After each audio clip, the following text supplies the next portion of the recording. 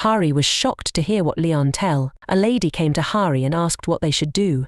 Hari thought that she didn't have to waste her time, and Leon didn't seem to have any intention of helping them, and didn't seem to have any interest in anything except Dullahan. They needed to stop Dullahan first. Then Hari said that she would go and take care of the boss, and everyone else had to support the section chief Kim and their allies.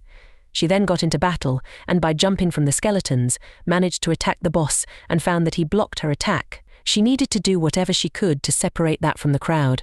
Just as the boss's head got closer to her, she was shocked to see that and couldn't throw its head to avoid being seen. She wondered what kind of undead fight that was. Just as the boss attacked her and made her fall back and struck her, she thanked her luck but saw that the boss turned blue. She thought that she had managed to separate that from the rest. She apologized and said that the range of her skills was too large, and just as a blast occurred there, the boss was slashing his sword around him. She got an idea and thought that it should be able to finish that.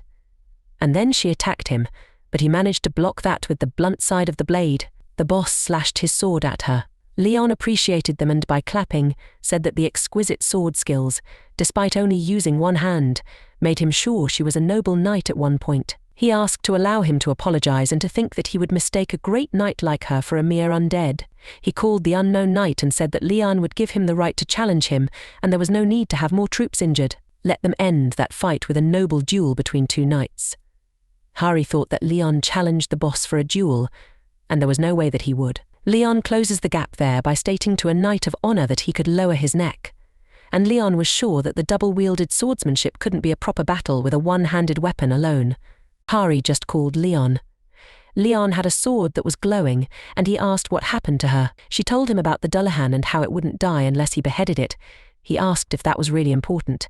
She wondered how he could win against the Dullahan without beheading that.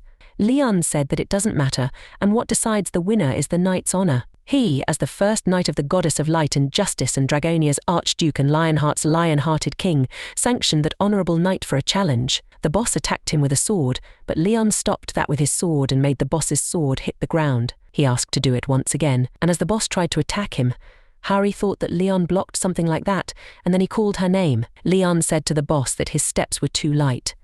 And just then, he broke the boss's sword. Kim was shocked and asked the others if they saw that. A man said that didn't Leon take that hit. Hari commented that it was so amazing. Kim asked her if she saw that.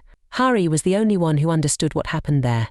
She thought that Leon changed the weight balance by tying the sword guard at the moment the attack touched the blade, and he managed a crosscut, and no one would even dare to try that.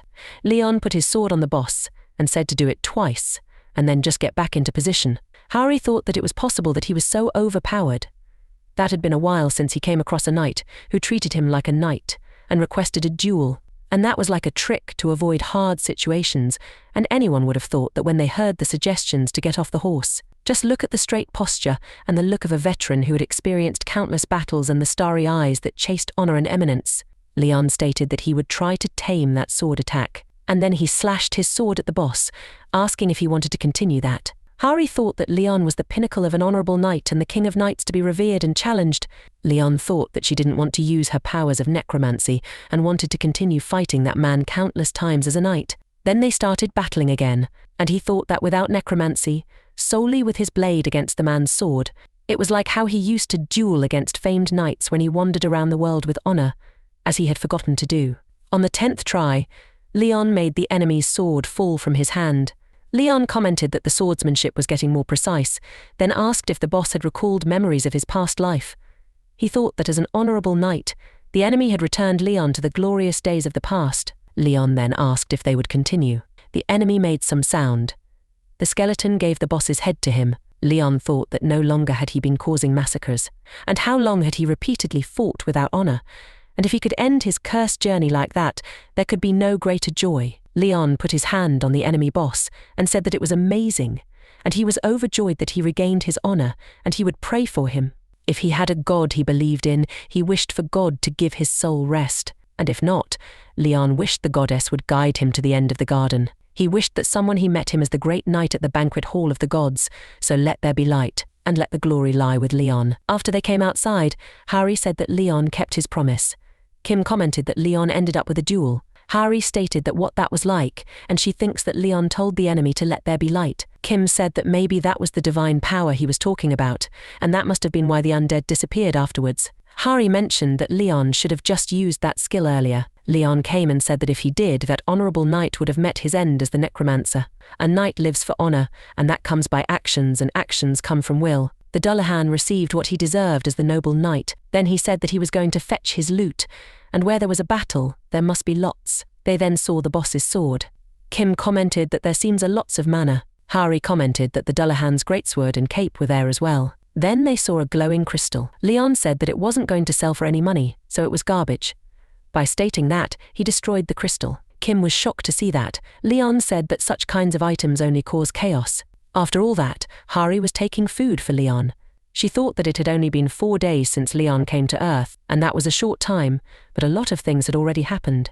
She was so tired and thought that there was a small problem because of taxes. She remembered how he told her that she dared to ask a king from another nation for taxes. She replied that he could pay with mana stones instead. He said that a king doesn't count his coins and questioned why they were discussing matters that should be undertaken by the people beneath him.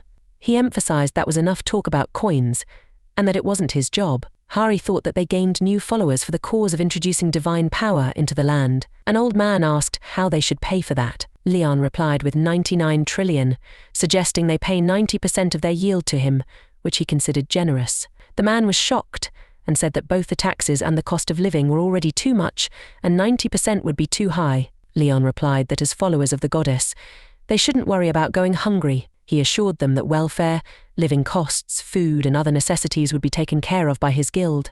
Hari then told all those men that the rice was so good, hence its price was high. She showed them the bill and stated that 80 kg of rice will be sold in the price of 150 million. The men were shocked to hear that and asked how much they would have left even if they gave 90% to Leon. Hari thought that the main problem was with Leon's residency. Leon shouted and asked if they were in the midst of a battlefield, and how could she put him in a place that didn't have a single piece of artwork. She thought that in his rage, he demanded luxury like a king, including a luxury bed and all other amenities. She called someone late at night and apologized, thinking that she did it because Leon wanted a 5-star hotel until 2 a.m. to rent a suite room. She knelt in front of him and said he should just sleep there. She compromised by agreeing to have a painting or a ceramic piece on display in the room. As he was sitting in her room, Hari came with the food and said that she had come. Leon allowed her to come inside, and when she asked if he was feeling fine at that time, he agreed. She told him that she brought breakfast for him. Leon was having a drink, and then he asked if she had already eaten breakfast. She denied that. He told her that she should eat when she could and not go around skipping meals. She agreed with him. As she opened his breakfast, she thought it looked delicious and that she would have the sandwich or something later. He just asked her to sit there. She sat and wondered if he was going to share his breakfast with her, which made her happy. He then asked her what she was doing and why she hadn't made sure those ribs were easy to eat. She got confused and said that she thought he was going to share it. He asked her if there was any country where the king and the servant ate together. After that, they were in a car going somewhere. Hari told him that the association had decided to provide him with support funding and resettlement. It wouldn't be as good as a palace, but they would make sure he was comfortable. Leon commented on how considerate that was and that he couldn't ask for too much as a guest. He left her to take care of it. As she started to tell him about the distribution of the loot, he told her that he already left everything to her, but he liked the cape, so she should leave that with him. She agreed. And then they finally arrived close to the Hunter Association. She said that there was a helipad at the top of the building, so that would be convenient, and it wasn't bad. Leon looked at something and wondered what those things were. As they entered, someone called Hari by her post name. She got confused and thought that it should be a secret, so she asked the man who was. The man said that he was Director Park from the Dujung group. She was shocked and thought that it was the group that held the top position in the nation, and she was surprised that the director was waiting for them. Park told Leon that he was the survivor. Hari thought that Park already had the information that they were going there. Park told Leon that it was nice to meet him, and then he moved his hand for a handshake with Leon. Leon seemed angry and wondered why a mere merchant was asking for a handshake. Hi guys, don't forget to like, comment and subscribe if you enjoy the content.